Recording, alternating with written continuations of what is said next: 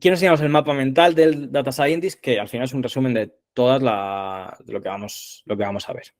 Después de los datos, habíamos dicho análisis y transformación de datos. ¿Qué encontramos aquí? Bueno, por un lado, ¿qué tenemos que hacer en esta parte de análisis y transformación de datos? Pues primero, entender los datos y sacar pues, unas descripciones, unas estadísticas y unos análisis rápidos. Mostrar un ejemplo de datos, todo esto lo vamos a ver en un proyecto, pero mostrar un ejemplo de cómo son nuestros datos, de cómo es nuestra tabla. O sea, nosotros nos conectamos a los datos, pero no sabemos cómo son. Entonces, cuando los cargamos, lo primero que tenemos que hacer es inspeccionar esos datos y mostrar una muestra, pues algunas filas de la tabla o algunas imágenes o algunos textos para saber cómo son, qué es lo que hay dentro. Obtener también información de esos datos. Bueno, pues qué valores tiene, pero también pues si hay valores nulos, qué tipo de datos tiene cada columna y demás. Dimensiones que puedan tener las filas. Este mapa mental tiene todo, es brutal, para tirarte aquí meses y meses, pero cuando ya al final es intentar resumiros todo el conocimiento en 3 días, entonces tiene mucha tela. Y también pues algunas estadísticas, como habíamos visto, ¿no? Pues sacar valores medios, máximos, mínimos, rangos y demás que pueda tener cada una de las columnas o valores únicos, frecuencias y demás. Entonces, esto es algo que tendremos que sacar de los datos la primera vez que lo carguemos. Después tendremos que limpiar algunas de las, de lo que hemos dicho, ¿no? Pues si tiene valores nulos, duplicados y demás. Lo que os digo, ¿no? Valores nulos que vamos a poner aquí, que se pueden eliminar o se pueden imputar, ¿vale? Imputar es rellenar. Entonces, estas son las dos opciones y hay varias formas de imputar. Valores duplicados, que aquí sí hay que eliminarlos, y valores fuera de serie, pues aquí lo mismo. O se eliminan o se estudian, ¿vale? Ya depende, porque esos valores fuera de serie, esos outliers, pueden ser por errores o puede ser justo lo que tenemos que estudiar. Puede ser detección de anomalías, puede ser detección de fallos y demás. Entonces, ¿cómo sabemos unas u otras? Bueno, pues tendremos que entender los datos y demás para saber si tiene sentido o no que eso sea así. Imaginaos que los datos son datos de frecuencia cardíaca y tenemos datos de 2000 RPMs. Cuando una persona a partir de, no tengo ni idea, pero más o menos a partir de los 100 o 250 creo que ya estaría muerto. Pues entonces eso es un valor fuera de serie que seguramente sea un error. Pero a lo mejor hay, en otros casos, por ejemplo, quizá en la industria, que son datos de sensores y un valor sube mucho, quizá está avisando de que la máquina está fallando o puede fallar. Este mapa, si os mola, lo compartiré al final, ¿vale? Lo compartiré al final para los que estéis y que lo podáis visualizar en modo lector. ¿Vale? Según cómo os portéis. Vale, y por ahí habéis dicho que si un data scientist tiene que saber de memoria todas las librerías, por ejemplo, pandas y demás, o es normal tener que consultar la documentación.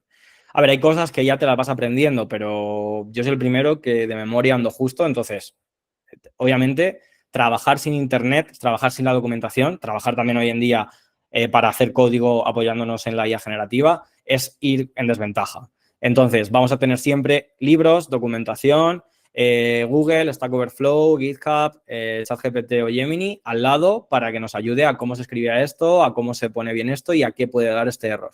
¿Vale? Al final, lo que la gente cree que es pues un data scientist, un informático y demás, que muchas veces es lo que la gente cree que soy. Estás ahí, parecen los ordenadores de la NASA y estás... Eso es lo que se cree. Luego la realidad es, estás viendo código, te salta un error, lo hago con Miro, sí. Tienes que investigar el error, ver cómo se pone bien, que no, luego ver cómo se hace esto y así todo el rato. Es verdad que pues cuando ya llevas tiempo, los errores aprendes a no cometerlos, cuando ya te salta un error sabes cómo solucionarlo y demás. Pero al final, la parte de la programación y demás es todo así, ¿vale? Después de la limpieza, pasamos al análisis. Y aquí tenemos yo lo reduzco a 3 tipos de análisis. Atentos, que por ahí estáis preguntando cosillas, porque como os interesa todo esto tanto, yo entiendo que preguntéis. pero id atendiendo que muchas preguntas os las voy a responder ya, ¿vale? Análisis univariable, esto es analizar la propia variable, es decir, una columna. ¿Cómo es la altura de estos alumnos? ¿Cómo son las ventas? ¿Cómo es? Eso es analizar una variable. Esto básicamente es sacar las distribuciones de esa variable. Aquí podemos usar histogramas o barras, ¿vale? Depende si son numéricas o categóricas, es decir, depende de si esa variable tiene números o si tiene clases como 0 o 1, 1, 2, 3, ¿vale? Según, pues que al final es como bueno o malo, vivo o muerto, no sé, pues eso se sacaría con barras y con histogramas es cuando es un número. Análisis multivariable, aquí analizamos cómo comparamos entre variables, ¿vale? Entonces aquí tipos de gráficos pueden ser de barras, de dispersión o de líneas. Y correlación, esto es un mapa de calor de correlaciones, que es como uno que hemos visto, también lo vamos a ver, que básicamente esto nos da información de qué variables están correlacionadas con otras. Es decir, si una variable aumenta y la otra aumenta, hay correlación. Si una variable disminuye y la otra disminuye o la otra aumenta, hay correlación. ¿Cuándo no hay correlación? Pues cuando permanece constante y esas dos variables no pasa nada porque una aumente o disminuya, la otra no tiene ese cambio. ¿Vale? Entonces eso también estudiarlo es muy interesante y nos da mucha información. Después de haber cargado los datos, sabemos ya cómo son, limpiamos, analizamos, tenemos que hacer unas últimas transformaciones. Y aquí, bueno, pues aquí viene la chicha. Por un lado, tenemos que escalar los datos, que esto es lo que os decía, estandarizar, normalizar, ¿vale? Es decir, que los valores de los datos numéricos los comprimamos para poder, bueno, compararlos y que el modelo no tenga mayor, bueno, que no dé más importancia a uno que a otro. Tenemos por ahí la selección de características, que esto es quedarnos con las que nos interesan y eliminar las que no, ¿vale? Básicamente. Y esto es la ingeniería de características, que aquí podemos crear nuevas características, transformar. Con características, recordad que siempre me estoy refiriendo a las columnas de un... Características variables son las columnas de una tabla, ¿vale? O sea, vosotros pensad siempre que es lo más sencillo en un Excel, que es lo que más familiarizados estamos con las tablas.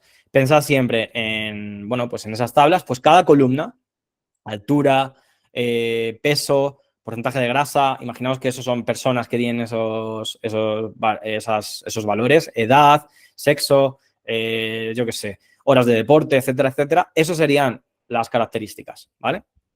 Pues se pueden añadir, pues transformar, las que son categóricas, es decir, las que son alto, medio, bajo, rico, medio, pobre, bueno, malo, hay que pasarlas a numéricas. Las fechas, es decir, si tratamos con valores de fechas, por ejemplo, en una columna tenemos valores de fechas, en otro tenemos valores de ventas para un producto. Pues las fechas suelen ir diferentes también y podemos discretizar, ¿vale? También discretizar es para poder como meterle rangos.